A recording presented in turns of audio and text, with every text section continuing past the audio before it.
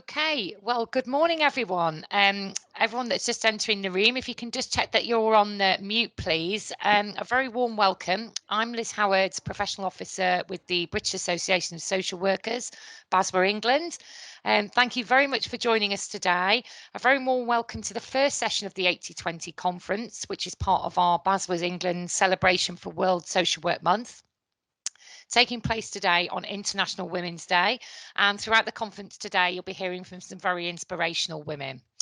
So before we start the session, we've just got a few housekeeping items that we'd like to share with you.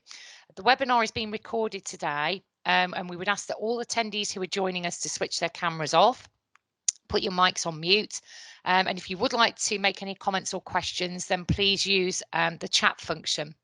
The slide pack that you can see on screen today as well will be shared with you after the session with a resource list as well. And throughout the slide pack today, you'll also see hashtags that you can use. We'd really like you to tweet about the session today, so please take a note of those. We're going to be including in our first session today information about the background and context to the 80/20 campaign, theory and approaches to relationship-based practice. And we're going to be doing that from a children and families and adult and community perspective as well. The voices of people with lived experience will inform the session, and later on there'll be an opportunity to hear from you, the audience, about what relationship-based practice means to you, and also that the action that you will take to promote more quality time for social workers to build relationships with children, families, adults and communities. As we progress through the webinar, we do want to hear from you, so please do keep posting your comments in the chat. Some of you joining the webinar might also be quite familiar with some of the material that we're going to share today, or it can be completely new. That's fine, it doesn't matter. Any questions, please just put them in the chat. We want to hear from you. We'll also be sending the resources out later, as I said before, and we also have a survey currently running, which is for both children and adult social workers around relationship-based practice. So we'll put the links to that in the chat as well, and we'd really encourage you to complete that after the session today. Okay. So again, if you're on Twitter, please take a note of the hashtags. They're on the slides throughout the presentation. We'd like you to tweet away, so please do so. And I'm going to introduce our speakers today. So today we have Andy Gill, who is the former chair and currently vice chair of BASWA England Committee. We have Maris Stratoulis, who is the national director for BASWA England. We have Sue Hollin-Rake, associate professor at the University of Suffolk. We have Michelle Lefebvre, professor of social work at the University of Sussex. And we also have a short pre-recorded presentation and video from our group, your group, Parents with Learning Disabilities. So without further ado, I'll now hand over to Andy and Maris to tell us more about what the 80/20 campaign is and the ongoing work of BASWA England to promote relationship-based practice. So it's over to you, Andy, first. Thanks, Liz, and a warm welcome from myself. I think we've probably got around 100 people joining this really important event to launch World Social Work Month for us. Very pleased to be here. What I want to do in my 5 minutes is just to share a few personal reflections around what 80/20 means to me and hopefully what it means to you. So probably 2 or 3 years ago, we started the 80/20 work by asking our 20,000 members to complete a short survey around how they were currently spending time in delivering social work. And maybe not totally surprisingly, but I think that the level was of a surprise that about 80% of social work time was being spent in non-contact, non-direct contact with children and families, and only 20% was actually being spent in terms of delivering direct work with children and families. You know, looking at that 80% and breaking it down, it would, you know, one of the resources you can access actually is that initial or that original survey. When we broke that 80% down, far too much time, guys, was being spent in front of the computer, and I know that will be your lived world currently. So 80/20 really is about how we turn that around, how we actually put more focus on the importance of relationships and direct contact with children and families. When I think about why it's important, and I look back over my 37 years as a proud social worker, when I've been at my best, I actually need time. I need time to reflect, I need time to think, I need time to plan. Most importantly, I need time to be at my best when I'm actually working directly alongside children and families, getting to understand their contacts, some of their worries and concerns, and how through building that relationship, I can do purposeful work to actually improve outcomes. The reality, unfortunately, at the moment is that more time is being spent on being quite reactive to the needs of children and families, and high caseloads and recruitment and retention of staff has not helped that. But so we have got some, systemic challenges. But 80/20 is deliberately about providing top tips and ideas about how social workers can reclaim time to actually do some effective work with families. The next question really is about why relationships are at the heart of what we do. When I think back on my career, again, coming back to this theme about being at my best, I think of around 75 to 80% of being an effective social worker is having the time to build those relationships that builds rapport, trust, and the ability to work effectively together. I think in terms of that theme around time and relationships, I think as we are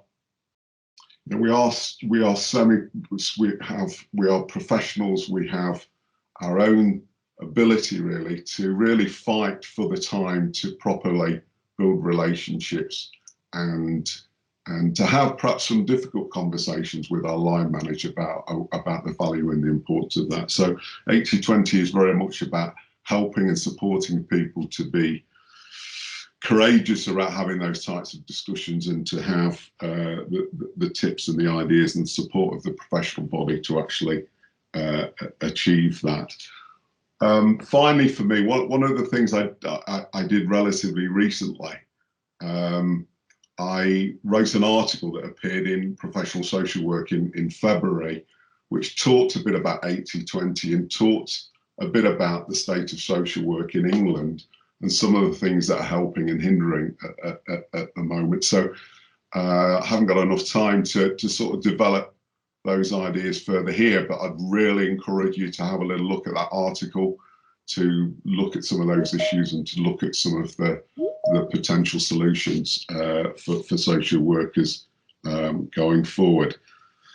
So that's enough from me, just to set the scene a bit about the importance of 80/20, and I'm going to hand seamlessly over to Maris.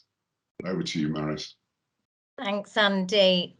Absolutely great to be here and celebrating social work and the importance of relationship-based practice, especially on such an auspicious day, World International Women's Day. Fantastic.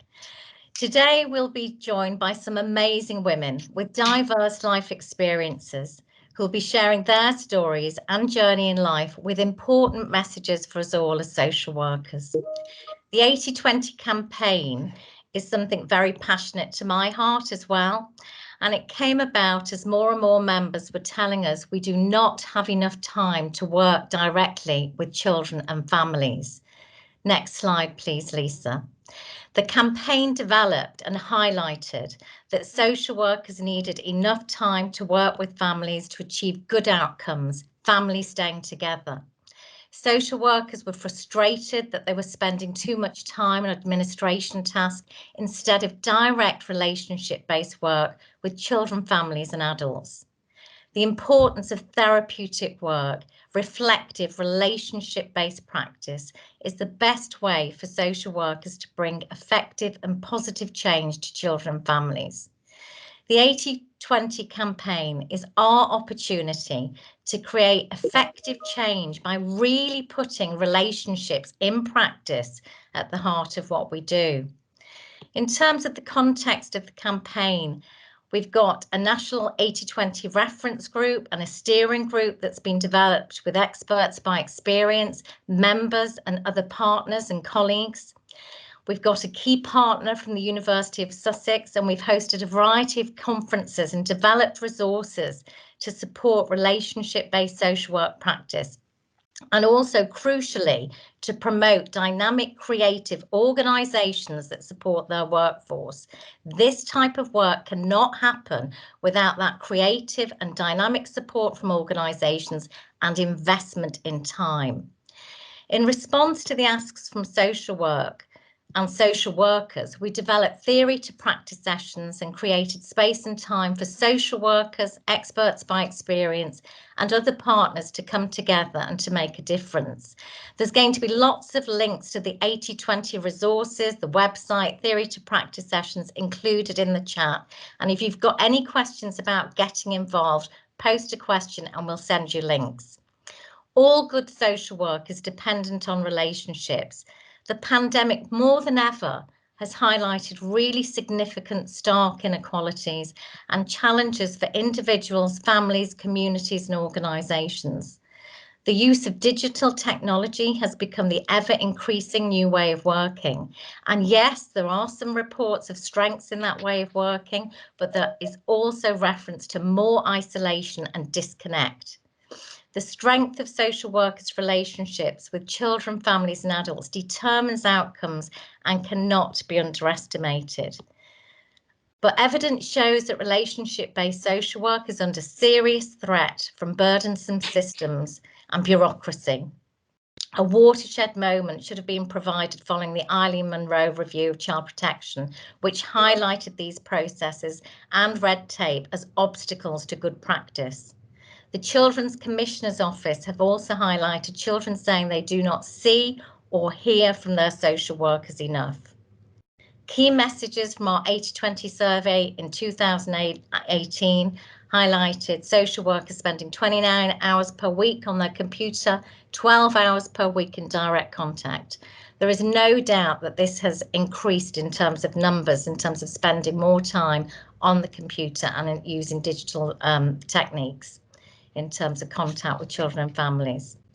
Ultimately, the campaign is about reversing the current situation, making sure that social workers are given the opportunities to spend more direct time with the people that they work with, to build relationships with children, families and adults. We've recently relaunched our survey, and it's really concerning that some of the headline messages that we're already receiving from social workers in children's and adult services include some of the following. Still no time for direct work. Team members spending large amounts of time inputting on a computer. During the pandemic, paperwork has increased and assessments have increased. It's really important that we focus on the strength of social work, our profession, our identity and our ethics. The theme for World Social Work is about co-building a new social work world, leaving no one behind. Social workers are from an international community and human connections are fundamental to our values and ethics. Please join the campaign and make a pledge. Lisa, if you could put on slide 5, please. To finish off, some of the reflections about the importance of this campaign, ensuring that anti-racism, equality, diversity and inclusion is integral to relationships, building respect and honesty with the people that we work with, effective face-to-face communication, information sharing, participation and support. And just to finalise my views and comments on this, yesterday there was a really moving session from a former child in care who shared that his social worker joined him at an open day at a university on a Saturday. His foster parents couldn't go. He really wanted to go. That social worker made the time and was given the time to do that. This person, who's now an adult, got into Cambridge, passed his degree and is now a journalist with the BBC. His message was, social worker made time for me. They really made a difference. Today you will be hearing from our group, your group, who are a campaign group of parents with learning disabilities. As part of the 80/20 campaign, the voices of families are key. Sometimes it's hard to listen to the experiences and the messages, but we've got to make time. Thank you so much. I'm now going to hand back to Liz. Thank you so much, Maris and Andy, for those really strong and powerful words about why the 80/20 campaign matters so much for and to social work and the people and families and communities that we work with, and the difference that it really can make. We're now going to hear from our group, your group, as Maris said, campaign group of people with learning disabilities who are parents. They share some hard-hitting messages for us as social workers, but these are essential and they really reinforce the value and importance of relationships and supporting families. So here we go, over to our group, your group, for the video.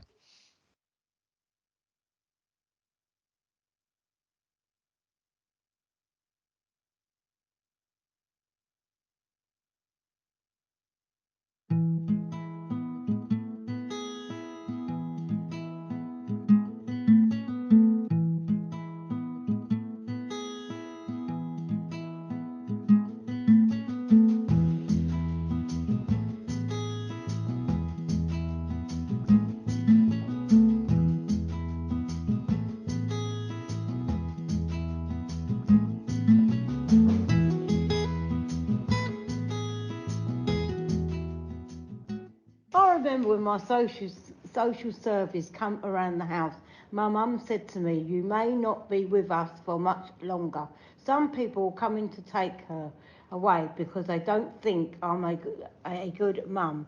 I was so worried about when the people came to the house, me and my sister and my brother in the building. Nobody told us what was about, but we would be with our families anymore, and we miss them so much.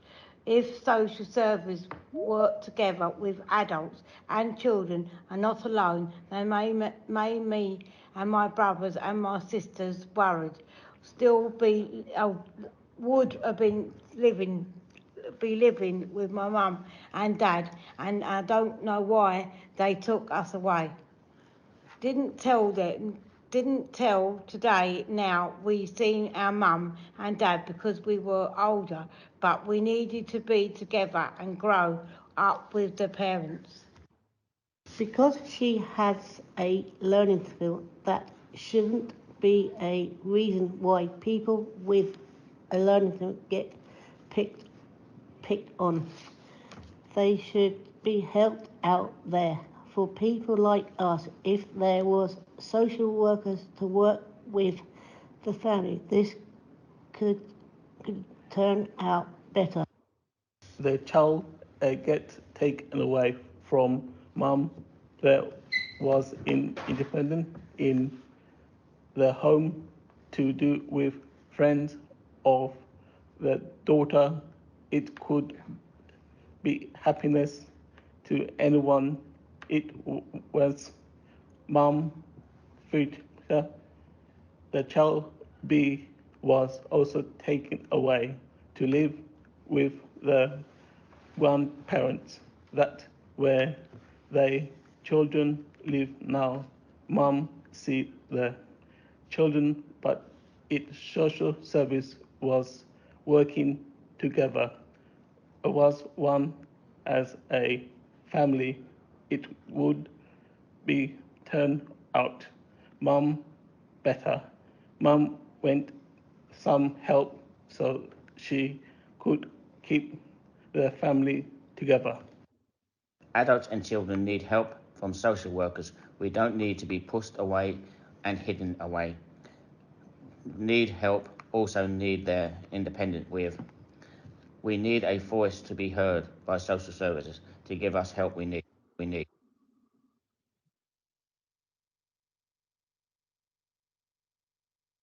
Social workers to work with families, and two social workers give us our rights as a family.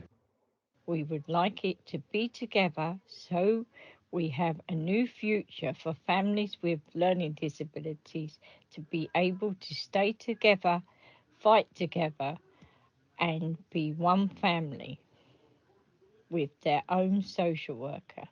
It's now for the future.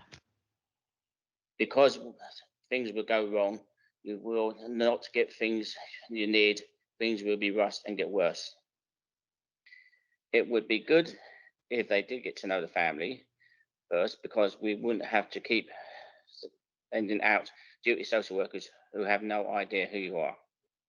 Do not treat us like children. We are adults, and you need to look at the family to understand them and not to make your mind up before you see them.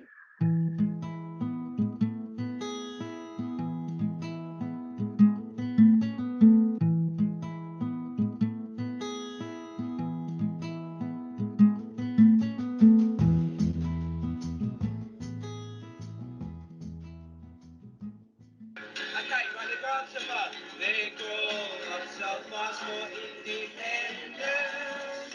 It's hard to let them go. Everyone wants it to be a parent, so before that you should know. When you're from out, they're not the same as I. We're here to stay and we're here to stay and we're not going away. Whoa.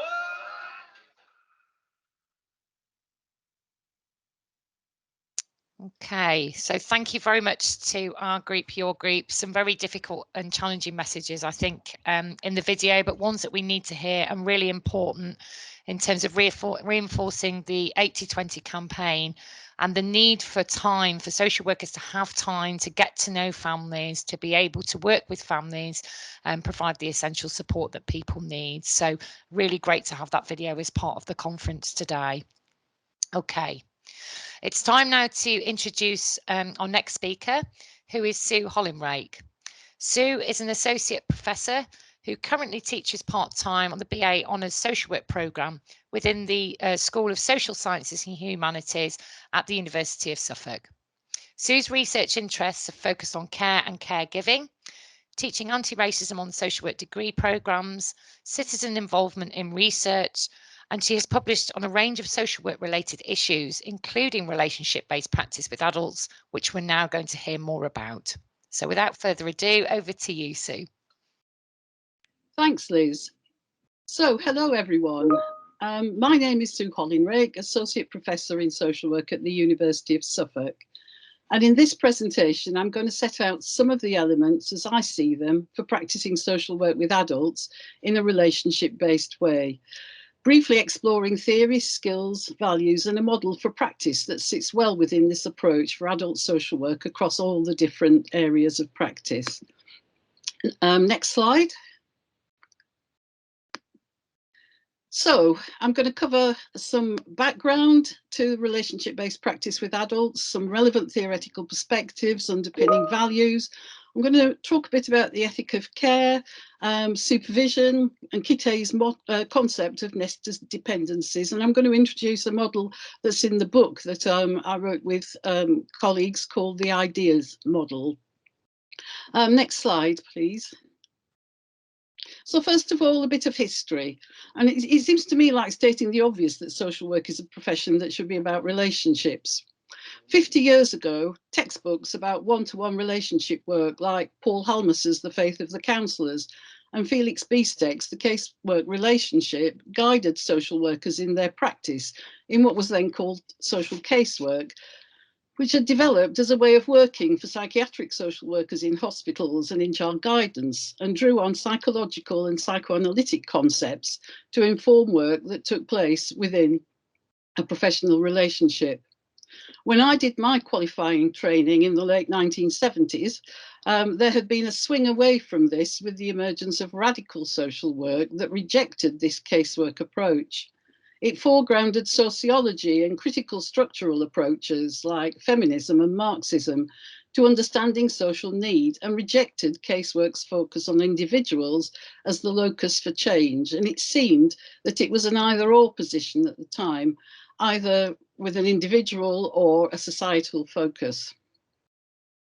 With the neoliberal project and the marketisation of social care that has occurred since the 1990s, the focus changed to social work, workers becoming care managers and people using services becoming customers. The significance of relationship faded as managerialism took hold, and with the proceduralism of New Labour's tenure in government in the late 1990s and 2000s. The banking crisis of 2008 generated a period of austerity, which further reduced the state's role in welfare, whilst social need increased, making it difficult for practitioners to find time for working within meaningful relationships for the benefit of those they worked with. As time went on, however, academics revived an interest in relationship-based practice.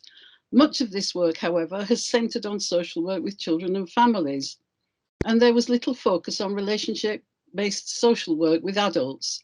So myself and two colleagues, Heidi Dix and Jen Mead, worked together to part write and edit a book with contributions from practitioners who were endeavouring to work in this way in our local area. So I'm now going to draw from this book and focus on some of the ideas, concepts and models that inform relationship-based practice with adults. Next slide, please.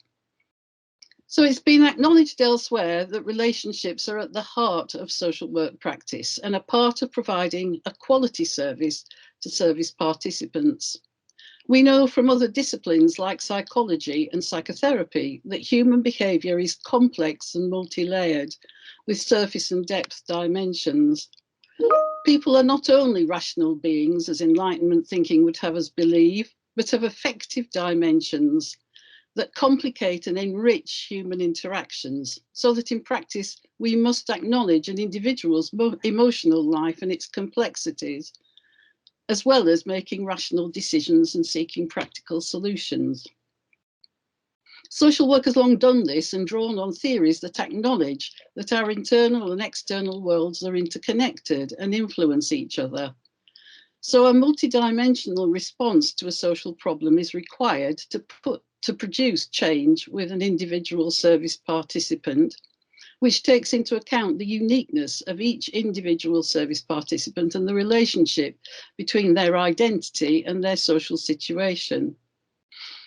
Because relationships are dynamic and interactional, the practitioner's relationship with their organisation and the socio-political and cultural context within which they practice also require consideration, as well as the relationship between the practitioner and the individual service participant.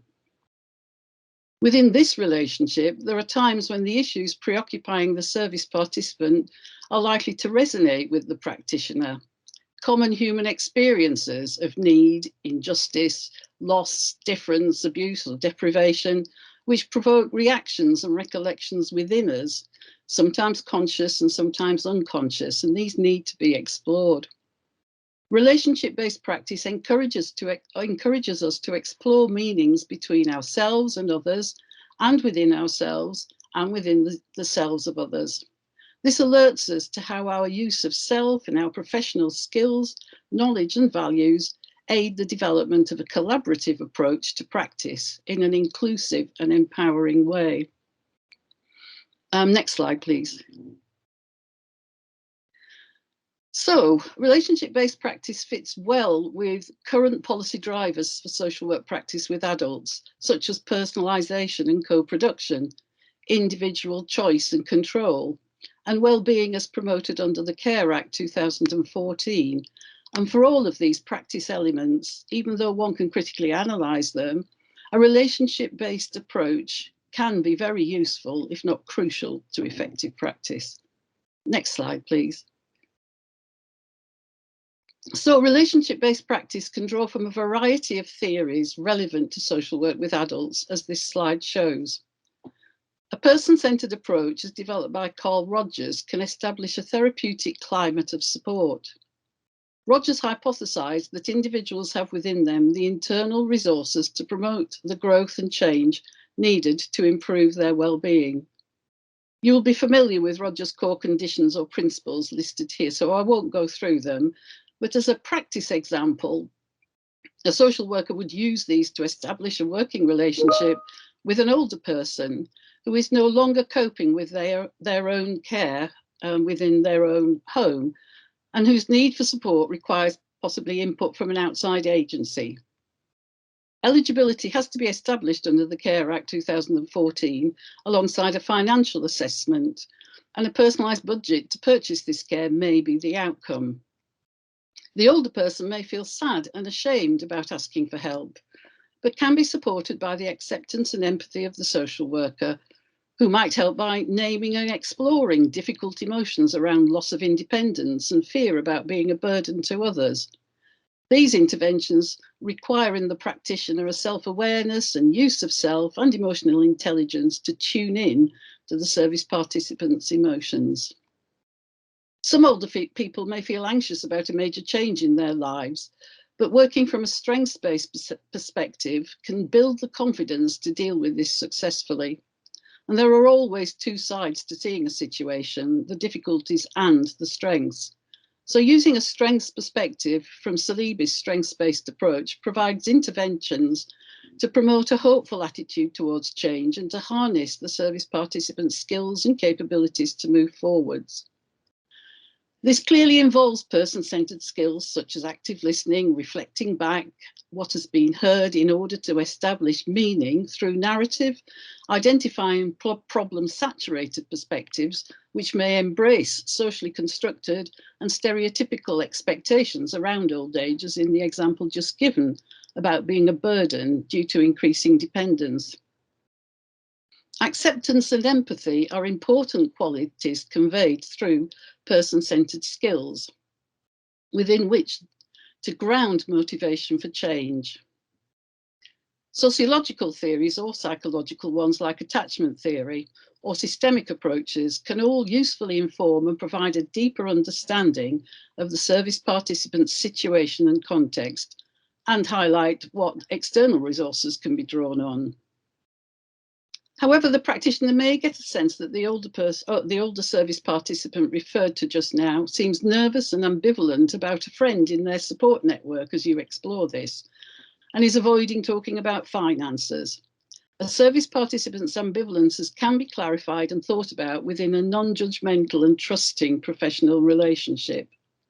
For example, the older person may say things that unsettle the practitioner, and those feelings will shape how they interact with that person, shape how they understand them, and perhaps align with some bias they may feel towards them, which is why it is so important to use reflective practice to acknowledge and work through some of those feelings, reflection in action as well as reflection on action. In this example, with gentle exploration, it may emerge that financial abuse is an issue, which then becomes a safeguarding matter. Next slide, please. And when ambivalence and barriers to change arise, then psychoanalytic concepts such as defences, projection, transference and countertransference may be useful to inform the social worker about unconscious dynamics that may be affecting the relationship, and can be used in a non-judgmental and neutral, even tentative way to reflect back to the service participant what the practitioner is feeling and observing within the interaction. Next slide, please. So this one is about an ethic of care. Care is an important component of relationship-based practice, and a feminist ethic of care connects well with a relationship-based approach and offers a value base that for me sits well with these theoretical perspectives and skilled interventions that I've just described.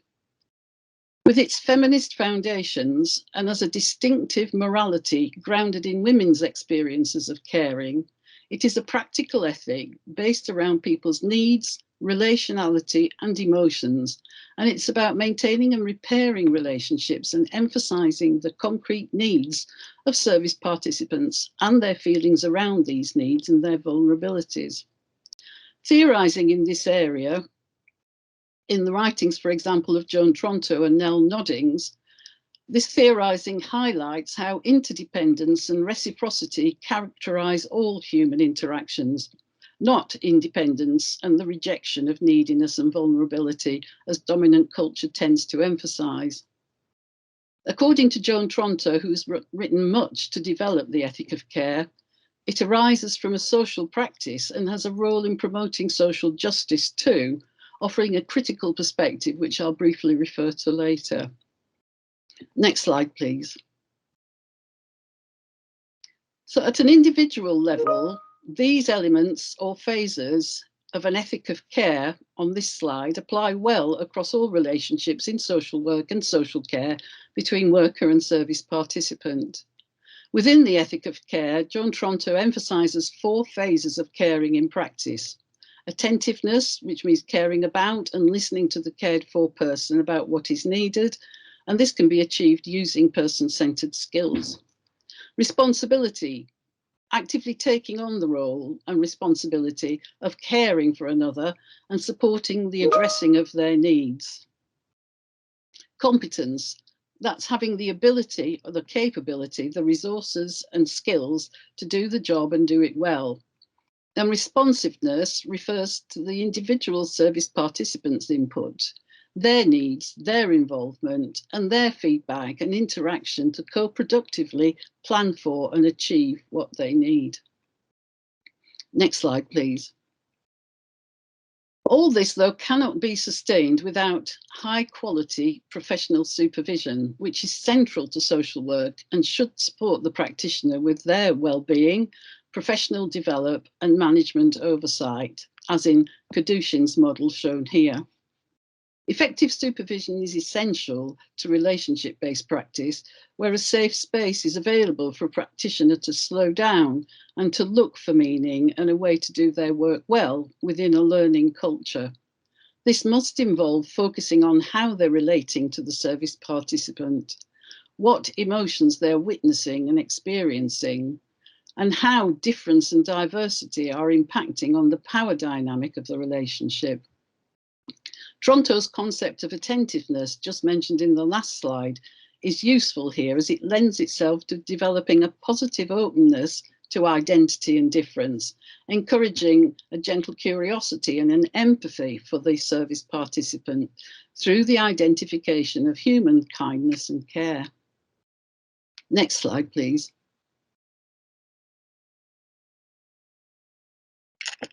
Next slide, please. Thanks. Supervision is also a place to explore the impact on the practitioner of the emotional labour that is an aspect of relationship-based practice. Arlie Hochschild is an American sociologist who wrote a book called The Managed Heart in 1983, in which she explored the impact on the worker of a concept she called emotional labour, by which she meant the work for which the worker is paid, which involves endeavouring to feel or display certain feelings for the good of the work. Hochschild's concept of emotional labour has been defined as the induction or suppression of feeling in order to sustain an outward appearance of feeling that produces an emotion in others. For example, expressing sadness and concern to an older person who's feeling loss, but finding it hard to articulate this. This relational work is hard work and needs to be recognised as such by employers. Supervision should provide the time and place to acknowledge the high priority that emotion work and emotional labour require in relationship-based practice, and to provide emotional support to the practitioner. This important aspect of supervision is best illustrated by a concept called nested dependencies, which Eva Kitte, who's another contributor to the development of the ethic of care, has written about. In this concept, she is acknowledging the need that those who are providing emotional support for others have for that same support for themselves. I find a good way of thinking about nested dependencies is to think about a set of Russian dolls that fit within each other, each providing a protective and containing shell for the other, moving outwards. Next slide, please.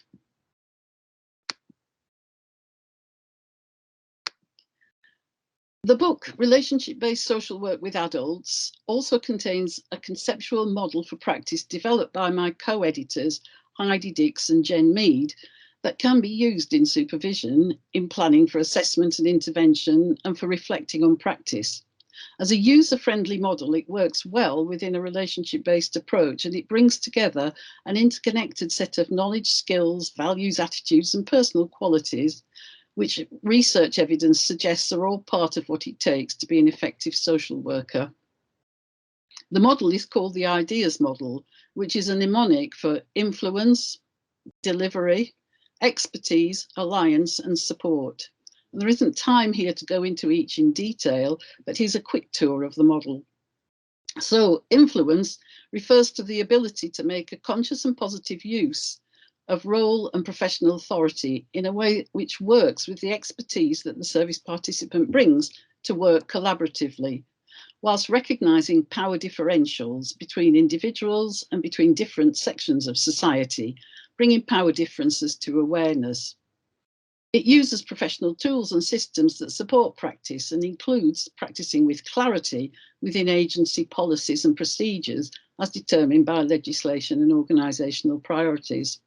It also encompasses the need to adhere to professional expectations set out by BASWA's Professional Capabilities Framework and Social Work England standards. Expertise, we've just done, I think I've done this wrong. Delivery is really just about the delivery of the service and the issues involved in that. Then expertise is the knowledge, theory, and research that informs practice and underpins skills relating to the practitioner's specific field or domain of practice.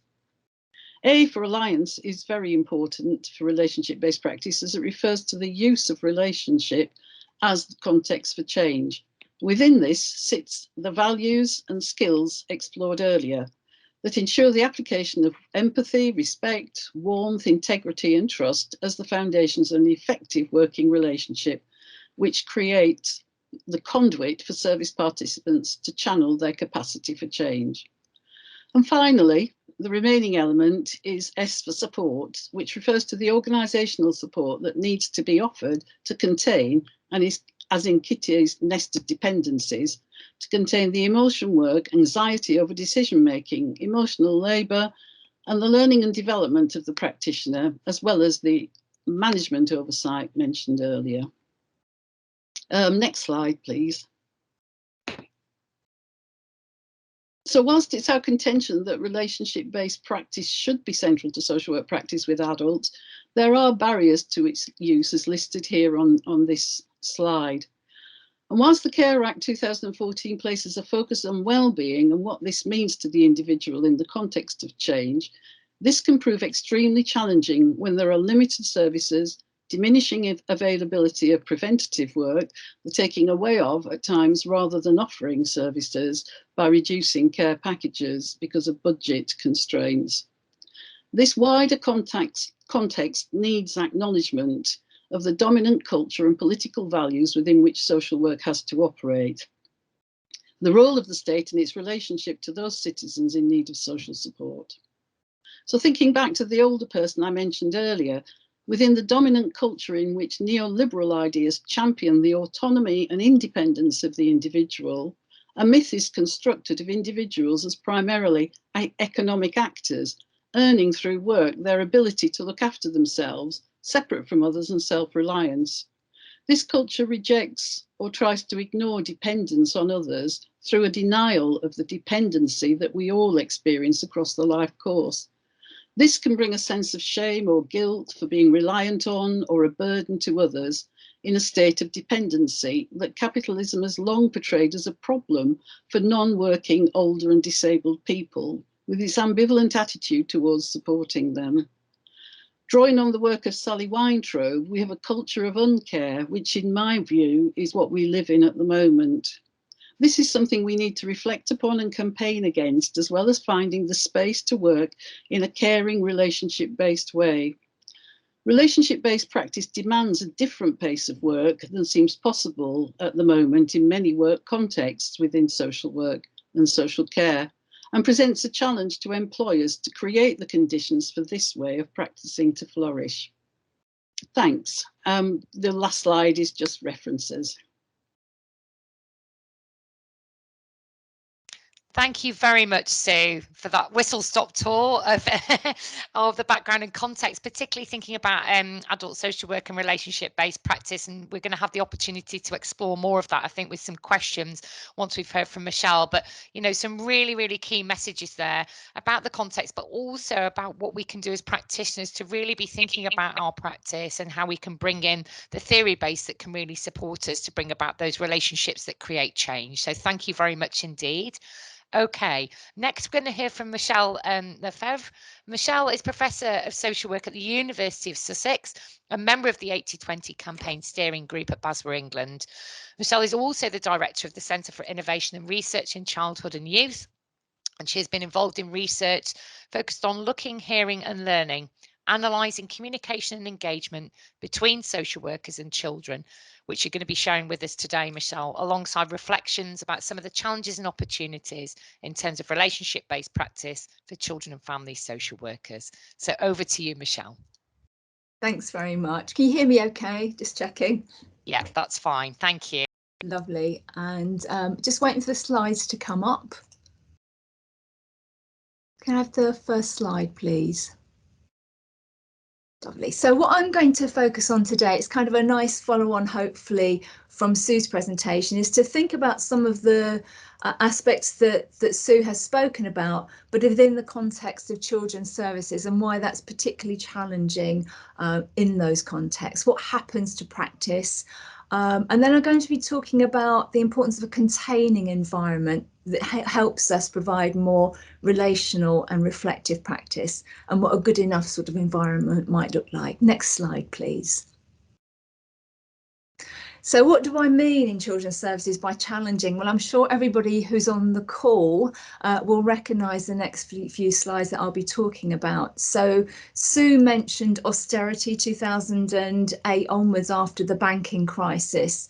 And how that has been described as giving up the future to pay for the mistakes of the past. And public services have suffered immensely over that period. And although we've kind of backed away from that at the moment, and of course, COVID has meant an enormous investment in all kinds of things, actually funding for children's services has fallen massively over this period of time. So there's been an awful lot more paid due to COVID, but that's not been on standard children and family service. So it's been crisis led. And as the crisis supposedly abates, as COVID abates, we're left with the situation of a huge gap in the public finances and an even bigger straightening of the public purse than I think we've been used to for a very long time. So local authorities are already starting now to find savings in their services. And I can imagine everyone in practice is thinking, how do we do that? We're already right tight to the bone. And that affects everything going forward. Next slide, please. This is the other thing that everybody will think about automatically with children's services. It's the children who are harmed. And this, again, reflects everything. Every year, around 50 children die at the hands of parents or carers within their family home. And that's been a fairly consistent figure over the past few decades. But we must remember, this is a figure that's gone down massively since prior to social services was configured in the way it does. We are doing a lot of things really, really well. But still, there are these children who come to our notice. We've been unable to see, we've been unable to hear, we've been unable to help. And I remember as a children and family social worker, every time I would come back to work after a period of annual leave, this is what I'd be worried about. Would this be one of my children? And I think many children and family social workers live in a permanent state of anxiety that they will make the wrong kind of decision for some of their children. They're frightened for these children and they're frightened for themselves. They feel immense sadness at knowing the lives that children have, the ones that don't meet the threshold for intervention, but are struggling terribly within families. And sadness for the parents too. They see these parents who have had very deprived early lives themselves, are trying their best in immensely difficult circumstances, and austerity, poverty, play an enormous role within that as well. As social workers, often we have huge hope we wouldn't proceed in our work if we didn't have hope for our families as well. But often that hope comes up into despair as well. We see things go wrong. Sometimes we feel there's nothing we can do to make things go a little bit better. We feel protective for the children, we feel protective for the parents too. Sympathy, care, love. Love's a really strong feeling, I think, in social work. Often we remember many of these children for years after. I still hold in my heart some of the children I worked with 20, 25 years ago that have struck me and are held for me. And shame, I'll talk a little bit more about shame in a minute, because I think that's a big defining emotion within social work too. Next slide, please. So these uncertainties about risk, I think, drive a lot of what we do. We're criticised all the time in the media, aren't we, for over-intervening and under-intervening. The time that I came into social work was in the wake of the Cleveland inquiry in the 1980s and then the Orkney inquiry. So both of those were about social workers intruding within children's lives, intruding within family life, not respecting the privacy of family life. And then more recently, it's about under-intervening with Baby P, Peter Connolly. It was all about not doing enough, not stepping in. With the crisis around child sexual exploitation and now criminal exploitation, it's about we haven't done enough. We've ignored these young people. We haven't understood the risk that they face. So at every level, we know that we can get it wrong, and we're told we're getting it wrong. And the rhetoric, not just in the press, but also from government. You know, about 5 or 6 years ago, David Cameron was talking about locking up social workers who don't intervene. There was a move for a while towards mandatory reporting for child protection. I think there's a very helpful backing off from that again. But this is very much the context of our practice. Next slide, please. And I really like this kind of meme. I suppose it really sets out how we want to be the rescuer at times, trying to be sort of fighting for social justice, working relationally with people. And of course, that's what I actually do, sitting there in an office with files, you know, millions of phone calls, swamped by the very, very real and difficult job that you're trying to do as part of making lives more important. And as Andy spoke right at the beginning and Mary spoke right at the beginning, social workers are often staggeringly misused, that time away from practice. Next slide, please. It's really shocking actually as well when we see how social workers are pilloried over time. This image, the Shame on You one, it's from a Facebook site, Name and Shame Your Social Worker. Name names, make people feel vulnerable. And of course, if you as a social worker have very difficult decisions to make about families, you need to be able to do that from a position of calm reflection, thinking about the best for everybody. If you're doing it from a frightened position, you're not going to be doing your best for anybody at all. But how can you not be frightened when actually social workers are often assaulted, harassed, abused, sometimes physically, but often emotionally? So there's that sense all the time of being under threat. And we know that threat provokes all kinds of reactions in ourselves. We work from a place of adrenaline and speediness, and thinking is not possible. Mentalization is not really possible in that kind of environment. Next slide, please. And so here are some more of the emotions. Now, Sue's very helpfully mentioned the managed heart, the emotional labour that's done. And that emotional labour, which is trying to create the right kind of response in a difficult situation. And Sue spoke about, you know, very weighty emotional feelings of care and sympathy and empathy. But there are also the very difficult emotions. Sometimes we work with people whose actions horrify us at times, worry us, repel us. We work sometimes with parents who have harmed their children very seriously. We might work with people who sexually abuse children. We might work with young people who are involved in serious youth violence and have done very difficult things for us to come to terms with. And yet we need to work with them in a way that still treats them as valued human beings in their own right. We can't sort of put up a false face in that. We have to find a way of managing our responses so that we can still engage as human to human. We can make sense of how they have ended up in the way that they have done so that it's not a pretend feeling. That is a lot of emotional labour for social workers. Sometimes we're traumatised by the work, traumatised by these lives of children and families who have been very, very harmed by their situations, and we take that trauma home with us.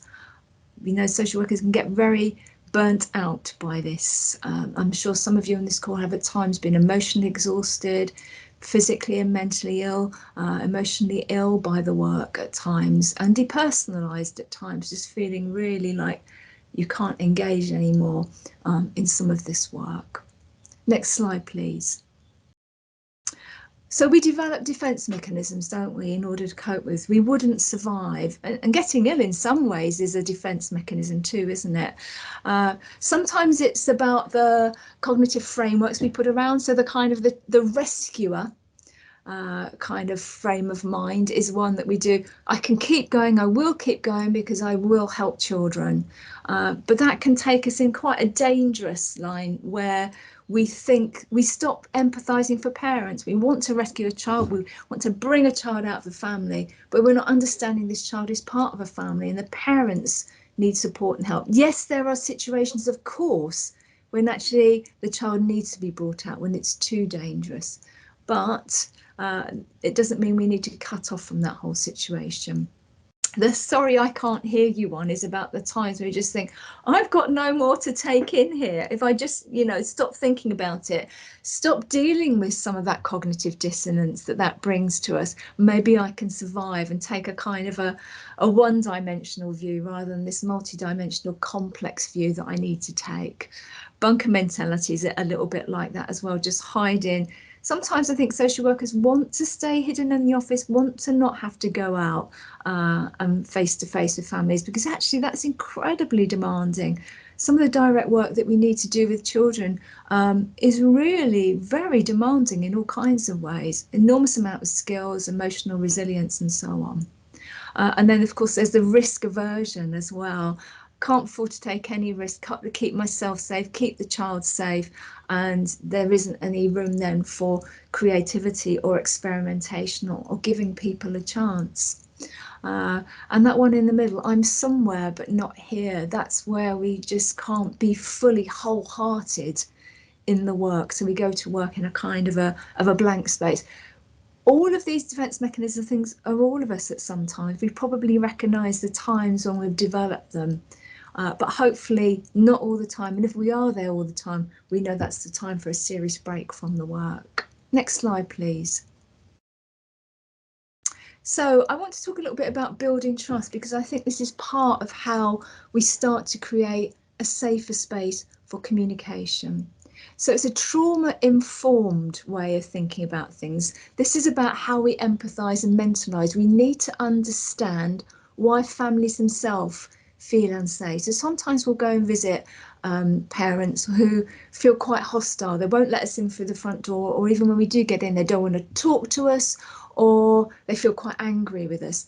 Well, we do need to understand that's based on their prior experiences of authority and of relationships in their lives. They feel very frightened about the role that we have and how we might take power away from them. Again, some of the things that we talked about earlier in the session today. And of course, children, absolutely all of this as well. So we need to create an environment where we provide very firm boundaries for the work. And that's about being authoritative, knowing what our job is, not leaving children in unsafe situations of risk when we need to act. We do need to act decisively, but we need to use ourselves, our thoughtful selves, our caring selves, all of the time. We need to know what it is we're doing and do that mindfully. And to be there and treat that other person always with the utmost humanity. And we have to have the uninterrupted time to do it. We can't do this on the hoof. We need to be able to create a safe and relaxed environment, Share difficult messages in a very thoughtful and mindful way, and know about the impact of the other. Yes, it's painful for us to share painful things or to give difficult decisions to families, but if we cut off from that to protect ourselves, then it's doubly hard for the parent or for the child. Next slide, please. So I think that use of self must be at the heart of everything we do, that authority, that clarity of role that we have, being calm and centered. Child-centered for the children, person-centered for the parents. So that means being flexible, being creative, going at their pace, sharing our power as much as we can. We can't deny our power. We can't deny that we can make decisions and make decisions that can be very difficult, but we can try and create a much more empowering environment for other people too. So that relational working happens within the sense of that building trust, being warm, being caring, and creating a more containing environment. And that's absolutely underpinned by those core social work values and Carl Rogers' person-centered values that Sue spoke about earlier. And then hopefully this can become a truly participatory experience for the parent or the child with whom we're working. We're trying to hear what it is that they think and they feel. We find a way of eliciting that from them, and we listen. We try and reach for an understanding with them. Next slide, please. So with children, that means a facilitating environment for direct work. So relational, trauma-informed, I've mentioned child-centered, empowering, rights-based, and particularly with children, I think that we can forget sometimes that they have a right to protection. They have a right to their voice being heard. So protection isn't just about intervening on their behalf. It means doing that with them. And that's particularly important with teenagers. So if you're working with young people who've been exploited, we cannot just zoom in and protect them, take their rights away. We have to understand that the best way to their protection is through their participation. And of course, understanding the child in context. I know that there are other sessions today which will look at particular young people with particular backgrounds and characteristics. For example, if we are a white social worker in a white area, this is a black child, this is a refugee child, this is a child whose first language isn't English, for example, that's going to have a particular impact in terms of us making sense of their lives and then feeling understood by us and safe with us. Next slide, please. So I'm almost at the end here. Just very briefly mention about the model of the organisation as container. So if we think about the child being held by the parent, as a social worker, we're going to need to do our best to hold the family and help them think about their lives and move forward through trauma and difficulties. We need to be held by our supervisors, and they need to be held by their agencies. No social worker can do this entirely on their own. I'm sure, again, many of you on this call at times will have felt like you're struggling on your own to do your best in very difficult circumstances. But we must all, I think, fight forward for this. Great, Louise has just said this today. Session 3 is focused on the organisations and the role of that. And I think the last couple of slides, just very briefly to touch on some of the models that you might do. Sue mentioned about psychodynamic theories. I think they're really helpful for thinking about the process of what happens, transference and counter-transference. If we're caught up in that Karpman drama triangle of persecutor, rescuer and victim, if we feel that we're caught up in splits that can happen, or becoming kind of a critical parent towards the family members that we're working with. Next slide, please, on the compassionate mind notion. We can't be compassionate towards the parents and the children with whom we work if we're not also compassionate towards ourselves. Many of us come into the work because we've had difficulty in our own earlier lives, and we can be really hard on ourselves, and we don't give that care to ourselves. So I would say really think about that. Do you get that for yourself? Can you give that to yourself? If not, maybe have a look at a model like this and think about some self-development there. And final slide, mindfulness too. Being present in the moment, knowing who you are, what your anxiety triggers are. So you can start to get a bit more rooted, feel what's happening for yourself, and find really good ways of self-care. Again, that's another bit of a whistle-stop tour. The references hopefully there will give you some further reading to do, some papers from mine and my book that's on communicating and engaging with children and young people. And I know Sue and I are really open to any questions or comments from you all. Oh, great. Many thanks, Michelle. Oh, sorry, I've got just a slight echo there.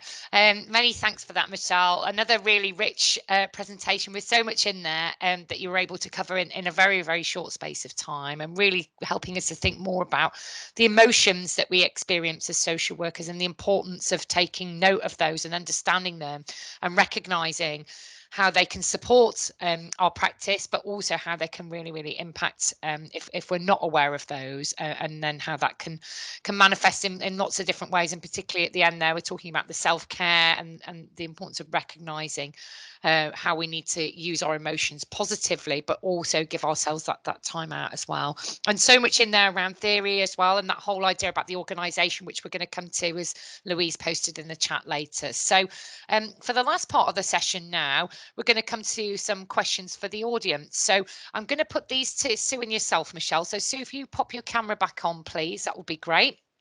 And we've got a selection of questions that have come through. So I'm just going to pull a couple out that I think that both of you will be able to answer based on the information that you've shared with us today. So great presentations from you both. So I'll just bring up one of the questions here that's come through the chat. Let's have a look at that one. Okay. Oh, this is a good one. So relationships can be transformational. Social work can also be fun. Can we talk about this too? And can we talk about the joy of the connection that we make? So I'll put that to both of you. And I'm not sure who would like to come in first on that one. I'm happy to. Shall I go? Great. Yeah. Thanks, Michelle. I mean, I've spent many years in this work, particularly because I love working with children, and I actually trained as an arts psychotherapist during my time as well, because I found that part so enriching and so enlivening.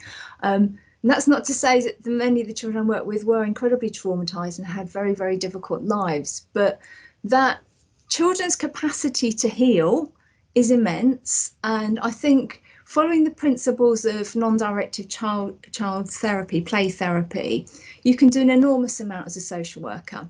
And when I first went in as a baby social worker, you know, I was completely inexperienced and started working with children, you know, just getting on the floor and sitting down and playing with their toys, not knowing what I was doing.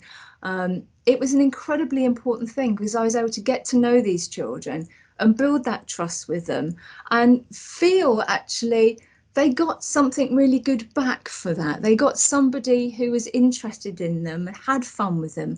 And I think that gives a really important message to children. So yeah, direct work every time, I would say.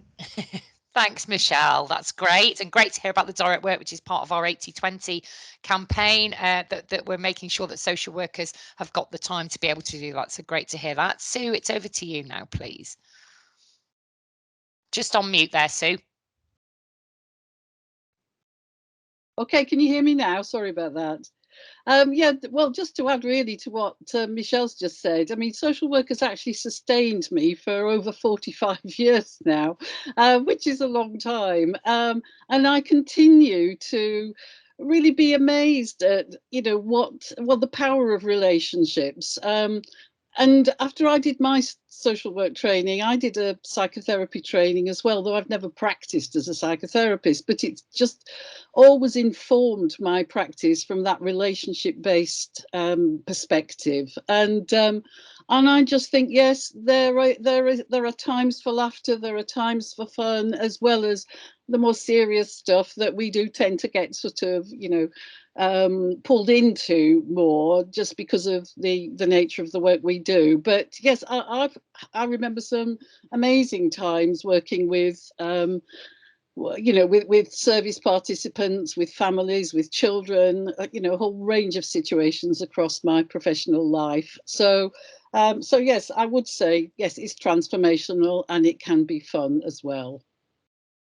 That's great to hear. Thank you very much, both. I'm just going to come to another question now that's come in, which is quite topical and I think really pertinent to what we're discussing and exploring here about obviously some of the challenges, but also some of the benefits and outcomes that relationship-based practice can achieve when that relationship with families is built. So the question here is, there is a petition demanding social workers wear body cams. How can the profession engage with these ideas without being defensive? And again, that's open to either Sue or Michelle to come in there. Gosh, I hadn't heard of that. I haven't come across.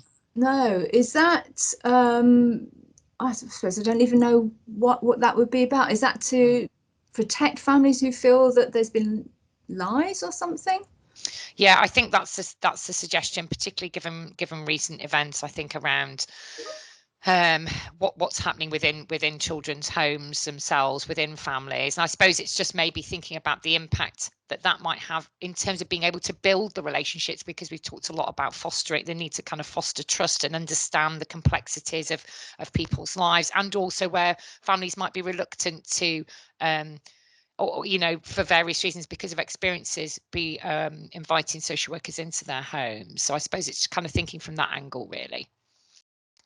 Yes, it's something I've not heard of either. I don't know. My first reaction to that is that it could have a negative impact in terms of that sense of feeling that you're being watched, both for yourself and for the individual or family you're working with, which kind of, in a way, take you away from the immediacy of the situation. And you're kind of, the need to be sort of relaxed in yourself in the way that you're working. So I don't know, it just that's my initial reaction.